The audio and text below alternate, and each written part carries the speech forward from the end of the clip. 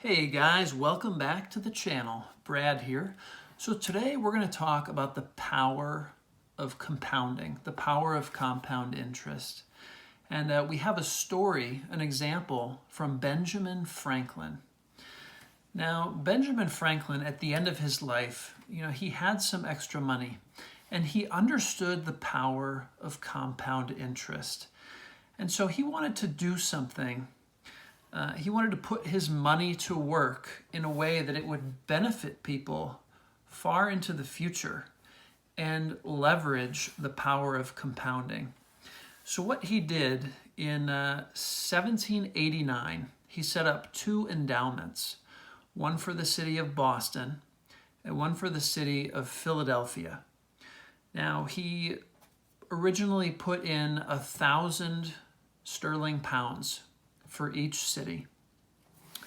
And he stipulated that for 100 years, that money was to be used for loans to young married artisans to help them start their businesses.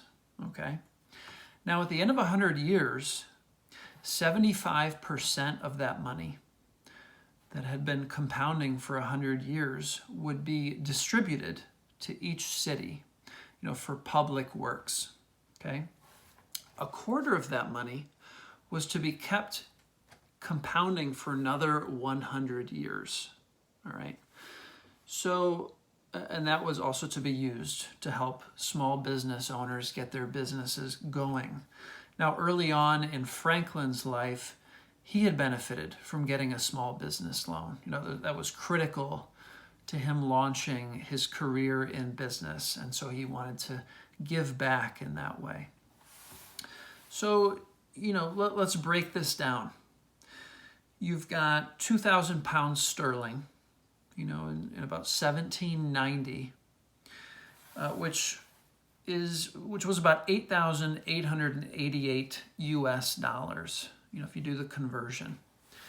Now, you compound that for 100 years, distribute 3/4 of it, leave a quarter compounding for another 100 years. So that's 200 years of compounding.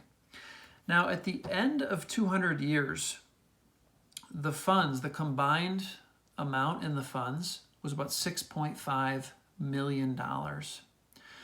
So if we calculate what the interest rate was to end up with $6.5 million after 200 years, you're looking about a 4% annual rate of return for the interest. Now, 4% sounds pretty modest. Now, probably what was happening is Franklin wasn't trying to maximize that interest rate. He really wanted to create affordable business loans for these entrepreneurs, right? So, let's think of it differently.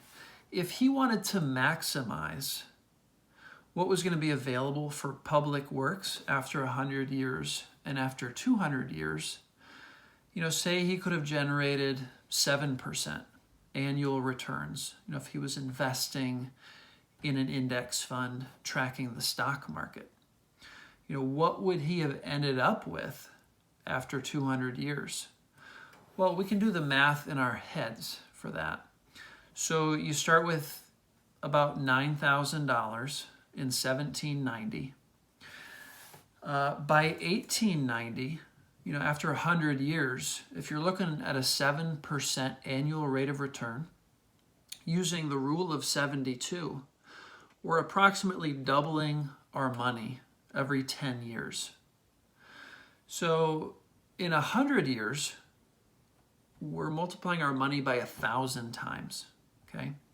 So say you start with $9,000 in 1790. By 1890, you're going to have about $9 million. That's $9,000 times 1,000. So you've got $9 million. You're distributing 75% of that to the cities to use for public works. Now you've got 2.25 million to compound for another 100 years. So 2.5 million times another 1,000 at that 7% rate of return. You've got $2.25 billion by the time you get to 1990. So as you can see, if you allow the money to compound over these long time frames, 100 years, 200 years, especially if you're looking at a 7% rate of return, where you can 1,000 times your money in 100 years, you can go from relatively small amounts of money to very large amounts of money and really impact, the benefactors if you set up endowments in this way. So I just thought that was a fascinating story of the power of compounding. And obviously Benjamin Franklin really understood the power of compounding and was able to set up these endowments in a way that really leveraged the power of compounding. And obviously could have leveraged it even more if his sole objective was to maximize, that money after 100 years, after 200 years that was going to the public works. But, I really appreciate that he was able to really benefit two different parties here. He was able to benefit the small business owners to access affordable business loans, and he was really able to benefit the city of Boston and the city of Philadelphia to have this money, to go to kind of enriching the quality of life for those cities. So anyway, guys, I just wanted to share that example. This example has really inspired me to think about, when I come to the end of my life, how can I leverage the capital that I have at the end of my life really into the future and tap into that power of compounding for decades and centuries to come. I think it's just a fascinating story. So that's all I got, guys. If you like this video, hit that thumbs up. Also hit that subscribe button. I'm going to be coming out with videos like this daily. So if you like this video, if you like learning about how to compound your wealth, how to invest in the stock market, things like that, I'll be sharing a lot more content about that stuff. So hit that subscribe button. All right, guys, have a great day, and I'll see you in the next video.